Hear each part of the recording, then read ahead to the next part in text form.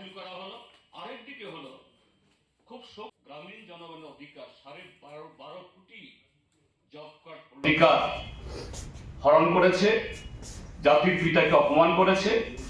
এবং আমরা দাবি তুলব যে এই নতুন আইন এটাকে প্রত্যাহার করে নিয়ে পুরনো আইন মহাত্মা গান্ধীর নাম সম্বলিত এই এমজি এনরেগা শুধু এটাকে পুনর্বহাল করা না, যে এটাকে ন্যূনতম 200 দিন এবং 600 টাকা মজুরি প্রদান করার দাবি আমরা প্রত্যেকটা বাড়িতে আমরা যাব এবং চেষ্টা করব এই রাজ্যের সব কটা গ্রামীণ বাজারে এটা নিয়ে প্রচার সংগঠিত করার জন্য।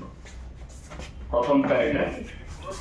দ্বিতীয় হলো খুবই গুরুত্বপূর্ণ, গতকাল আমাদের রাজ্যের সম্মানিত পুলিশের মহানির্দেশক অনুরাগ ধানকর সাহেব তিনি তার পদস্থদেরকে নিয়ে গত 2025 ইংরাজের আইন শৃঙ্খলার একটা যে এই কি বলে তার টোটাল একটা চিত্র তিনি আবিষ্কার করছেন। ধনকর সাহেব আমি চিনি বহু আগে থেকেই, ব্যক্তিগতভাবে খুবই ভদ্রলোক এবং one of the honest officers. কিন্তু তার কাছ থেকে যে বৃত্তান্ত গতকাল শুনলাম, আমি শুধু নই, যারাই শুনেছেন বা আজকে পত্রিকা দেখেছেন নিশ্চয়ই তারা নিশ্চয়ই আশ্চর্যান্বিত হয়েছে।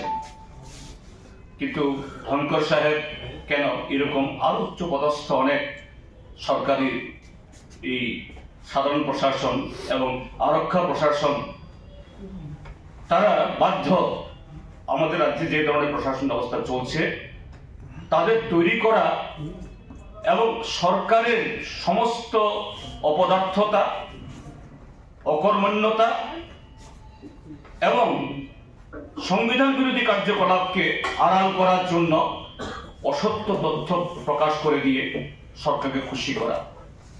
আমি নিশ্চিত ধনকর সাহেব এবং তার যারা এই সহকর্মীরা তারাও এটা এই প্রকাশ করতে গিয়ে তারা খুব খুশি বলে তা করেছেন মনে হয় না। এবং আপনাদের বিশেষ করে চ্যানেলগুলোতে যে ছবি দেখেছি ওনার কতগুলো প্রশ্ন যখন আপনারা করলেন যে আপনার অফিসের সামনে এইভাবে বিরোধী দল নেতার এই জনসভা আক্রান্ত হয়, আওয়াজ তোলা হয় জ্যান্ত চামড়া ছুঁড়ে নেওয়ার জন্য, দিন দুপুরে বিরোধী দলের পার্টি অফিস কর্মসূচি